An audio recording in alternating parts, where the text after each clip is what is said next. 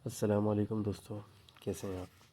यकीनन खैरियत से आएंगे। दोस्तों, एक सब्सक्राइबर का मेरे पास कमेंट आया था कि भाई सिंगल सप्लाई ट्रांसफार्मर से डुअल सप्लाई कैसे बनाई जाती है। तो दोस्तों, ये बहुत सिंपल सा है और उन्होंने बोला था कि वीडियो आप बनाइएगा।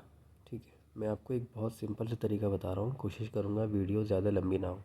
ठीक है, देखें, ये हमारे ट्रांसफार्मर का सिंबल है, आपको नज़र आ रहा होगा। ये देखें,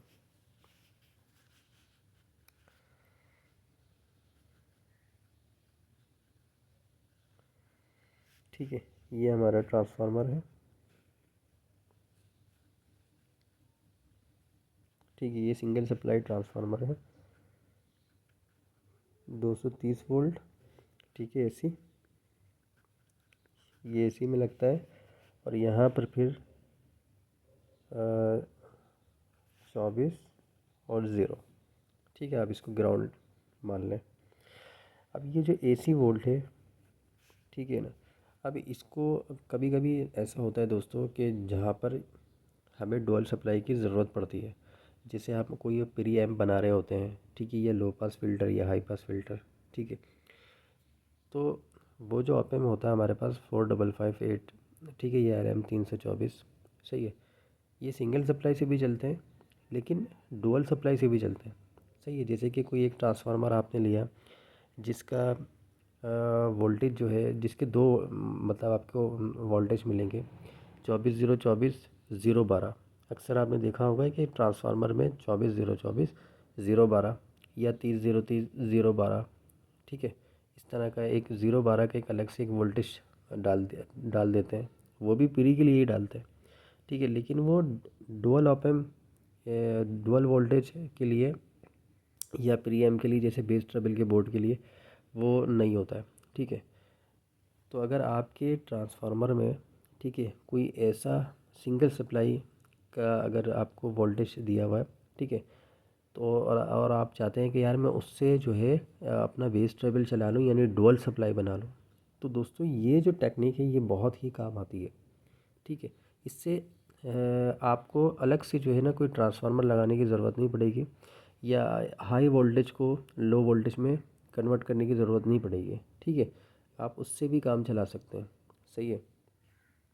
तो करना क्या है, देखें, बहुत सिंपल तरीका है कि यहाँ पर, ठीक है, यहाँ पर जो है दोस्तों एक डायोड लगाना है आपने। ठीक है, एक इस तरह से लगाना है, फिर एक और डायोड जो है आपने इस तरह से लगाना है। ठीक है, दो डायोड आपने लगाने हैं, एक ही पिन पर लगाना है आपने। ठीक है, एक ही पिन पर आपने दो डायोड लगाना है, सही है। अगर 1 एम्पेयर का ये ट्रांसफार्मर है, ठीक है, तो यहाँ पर 1 एम्पेयर का लगेगा। 6 एम्पेयर का ट्रांसफार्मर है तो 6 एम्पेयर का लगेगा। ठीक है, तो अब आपने करना क्या है दोस्तों, यहाँ पर दो डायोड आपने लगा लिए हैं। ठीक है, डायोड कौन से लगाएंगे, IN 4007 लगाने हैं, जैसे कि मैंने आपको बताया कि जितने एम्पेयर का ट्रांसफार्मर उतने एम्पेयर का डायोड। अब फॉर एग्जांपल कि देखें, ये हमारे पास दो कैपेसिटर हैं। ठीक है, अच्छा, कैपेसिटर की वैल्यू कितनी होनी चाहिए, इसका एक फार्मूला है। ठीक है, जैसे कि अगर इसका फार्मूला ये है दोस्तों, वोल्टेज वोल्टेज को, जो भी वोल्टेज है, यानी कि अगर 12 वोल्ट है आपका, ठीक है, 12 वोल्ट है अगर, तो 12 वोल्ट को मल्टीप्लाई कर देंगे 1.41 से। ठीक है, तो जो वोल्टेज यहाँ पर आता है, ठीक है, जो वैल्यू यहाँ आती है, उस वैल्यू का आपने कैपेसिटर लगाना है, बल्कि थोड़ा सा ऊपर ही लगा देना है। ठीक है, जैसे कि 24 वोल्ट का अगर आपके पास यहाँ पर, अगर आपके पास ऐसी 24 वोल्ट है तो आप 35 वोल्ट का कैपेसिटर लगाएंगे। अगर 12 वोल्ट है तो 16 वोल्ट का कैपेसिटर लगाएंगे। ठीक है, या 25 वोल्ट का लगा दें। तो यहाँ पर हमारे पास दो कैपेसिटर हैं।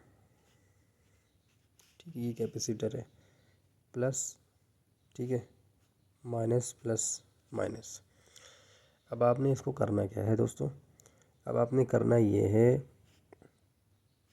कि जो ये पहले इसको यूँ कर दें आप, ठीक है, प्लस माइनस को कैपेसिटर के ज्वाइन कर दें, और एक प्लस और एक माइनस, ठीक है। तो ये जो माइनस वाला है ना दोस्तों, ठीक है, इस माइनस वाले को आपने यहाँ लगा देना, ठीक है। कैपेसिटर के वो डायोड का जो सिंबल है आपने ये देखना है, उल्टा सीधा नहीं करना, वरना कैपेसिटर आपके फट जाएंगे, सही है। तो ये डायोड का जो ये पॉजिटिव वाला जो है, ठीक है, ये पॉजिटिव वाला लगेगा माइनस में, ठीक है, नेगेटिव में।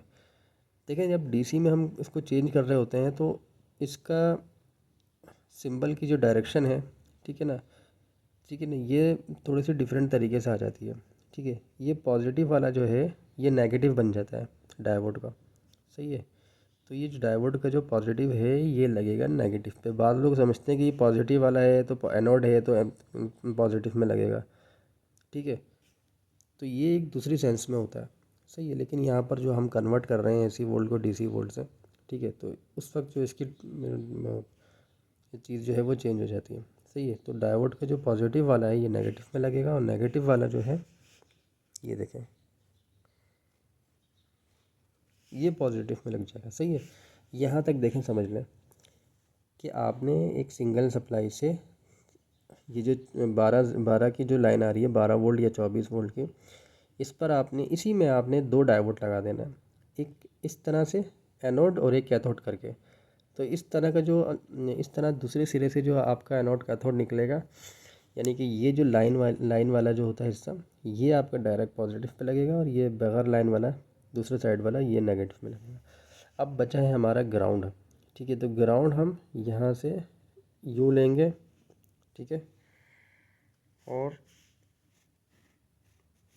इसका जो ग्राउंड है इसका ग्राउंड यहाँ लगा देंगे। तो अब होगा क्या दोस्तों, एसी वेव आपको पता है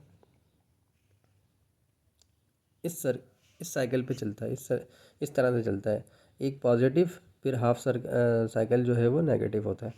तो जैसे ही ये पॉजिटिव वाली साइकिल पर आता है, ये ऊपर से जब ये यहाँ तक आता है तो ये पॉजिटिव होता है, और जब ये नीचे की तरफ जाता है तो ये नेगेटिव हो जाता है। तो ये हाफ हाफ साइकिल पे काम करता है, यानी कि जब ये ऊपर आएगा तो ये पॉजिटिव पर वोल्ट आ जाता है, ठीक है, नेगेटिव पर नहीं होगा। और जब ये नीचे आता है तो ये नेगेटिव यानी कि माइनस वाला वोल्ट यहाँ पर स्टोर करेगा। तो इस तरह करके दोस्तों ये आपका डुअल वोल्ट आपको देता रहेगा। ये देखें यहाँ से, सही है ना, ये ठीक है, डीसी में कन्वर्ट होने के बाद ये आपका तकरीबन 33 वोल्ट बन जाएगा डीसी। 12 वोल्ट होगा तो 16 वोल्ट बन जाएगा, सही है, डीसी, ठीक है। ये वाला पॉइंट ये पॉजिटिव वाला, ठीक है, और ये वाला जो पॉइंट है 33 वोल्ट डीसी माइनस में बन जाएगा, ठीक है, ये प्लस में, ठीक है दोस्तों। तो ये बहुत इस तरह से दोस्तों आप जो है प्री एम के लिए बना सकते हैं, ठीक है, अपने 45-58 के लिए बना सकते हैं, ठीक है। आप मेरी बात दोबारा से समझ लीजिएगा, बहुत से ट्रांसफार्मर ऐसे होते हैं जो 24-0-24 पर उसके साथ एक अलग से एक और वाइंडिंग कर देते हैं 0-12 की या 0-14 की, सही है ना। तो बाज़ लोग ऐसे होते हैं कि यार वो 0-12 को आप जो है उससे हम बेस टेबल के सर्किट कैसे बना सकते हैं, वो परेशान होते हैं, अलग से ट्रांसफार्मर लगाते हैं। तो अलग से ट्रांसफार्मर लगाने की ज़रूरत नहीं है, आप ये देख लीजिएगा, आप इस तरह से बनाकर अपना बेस टेबल सर्किट बना सकते हैं, ठीक है फ्रेंड। तो अगर वीडियो अच्छी लगे तो लाइक करना यार, और चैनल को सब्सक्राइब कर लेना, सही है। ये वीडियो एक सब्सक्राइबर की रिक्वेस्ट पे मैंने बनाया है, इंशाल्लाह बहुत सारी रिक्वेस्ट हैं, जैसे जैसे टाइम मिलेगा सबकी रिक्वेस्ट पूरी करूँगा। अपने भाई को इजाज़त दो, अस्सलाम वालेकुम।